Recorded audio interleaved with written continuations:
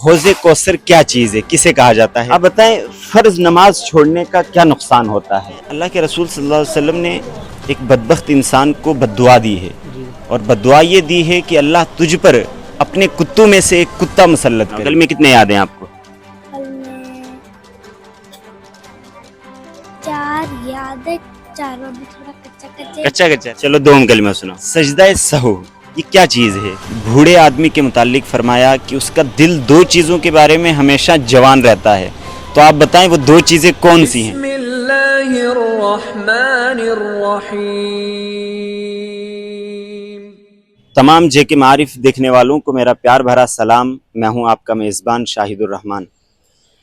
حاضر ہیں ہم آج ایک نئی ویڈیو لے کر, جس میں ہم لوگوں سے کچھ سوالات پوچھیں گے دین اسلام کے متعلق, اور جو لوگ جواب نہ دے سکے یعنی ان کا جواب غلط ہوگا تو ہم انہیں بتا دیں گے کہ صحیح جواب کیا ہے, جس سے آپ کو بھی فائدہ ہوگا, آپ کی نالج میں اور آپ کی معلومات میں بھی انشاءاللہ اضافہ ہوگا. حوض کوثر کیا چیز ہے, کسے کہا جاتا ہے حوض کوثر؟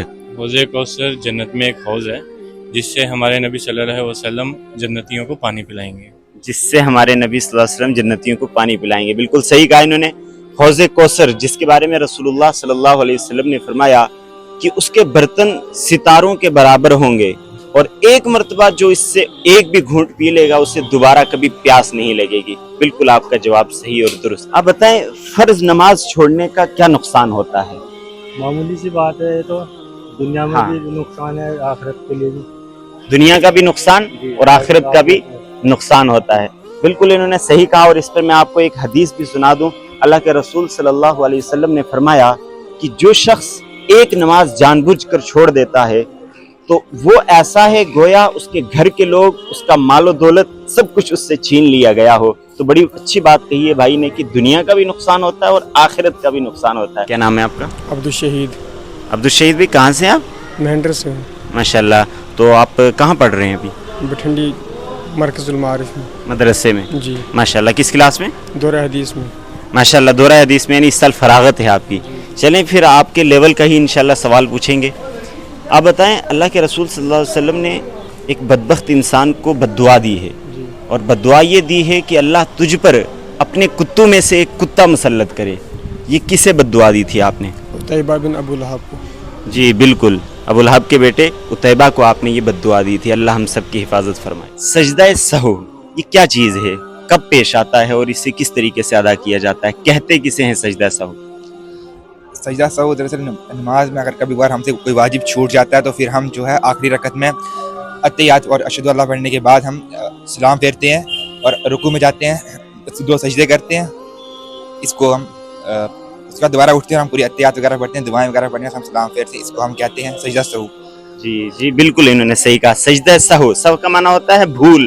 تو نماز میں اگر کوئی بھول ہو جائے یعنی اگر آپ سے کوئی واجب چھوٹ جائے تو پھر اس کے بعد سجدہ سہو کیا جاتا ہے نماز کو درست کرنے کے لیے. اور اگر کوئی سجدہ سہو بھی نہیں کرتا تو ٹوٹلی اس کی نماز درست نہیں ہوتی, اسے نماز دہرانی پڑتی ہے. بالکل صحیح جواب آپ نے دیا, جزاک اللہ. آپ کو نمازوں کے نام یاد ہیں؟ کتنی نمازیں ہم پڑھتے ہیں ایک دن میں؟ 5 نمازیں. نام بتاؤ 5 نمازوں کے. سب سے پہلی نماز کون سی جو صبح پڑھتے ہیں اندھیرے میں؟ بتاؤ شاباش. کتنی نمازوں کے نام یاد ہیں آپ؟ جتنی کی یاد ہیں اتنے بتاؤ. چلو. عصر. ابھی کون سی پڑھی؟ ابھی جمعہ. چلو ایک جمعہ بھی ہو گئی, ٹھیک ہے, آپ کی طرف سے جمعہ بھی صحیح. اور عشاء. ہاں شاباش. ظہر. ہاں ماشاءاللہ, دیکھو پہنچ گئے قریب. اور فجر ہے. ٹھیک ہے, فجر, ظہر, عصر, مغرب اور عشاء. اب یاد کر لو گے نا, ٹھیک ہے. چلو اب ہمیں کلمے سناؤ. کلمے کتنے یاد ہیں آپ کو؟ کل میں 4 یاد ہے, چاروں بھی تھوڑا کچا. چلو دوم کلمہ سناؤ.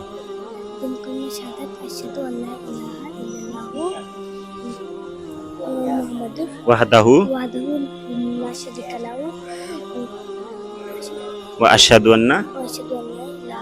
واشہد ان محمد عبدہ ورسولہ. چلو آج آپ گھر جا کے سارے کلمے یاد کرو گے, ٹھیک ہے؟ 6 کے 6 کلمے یاد کرو گے, پھر آپ کی دوبارہ ویڈیو بنائیں گے اگلے جمعہ کو. کرو گے 6 کے 6 کلمے یاد؟ करोगे ना। अल्लाह के रसूल सल्लल्लाहु अलैहि वसल्लम ने बूढ़े आदमी के मुतालिक फरमाया कि उसका दिल दो चीज़ों के बारे में हमेशा जवान रहता है, तो आप बताएं वो दो चीज़ें कौन सी हैं?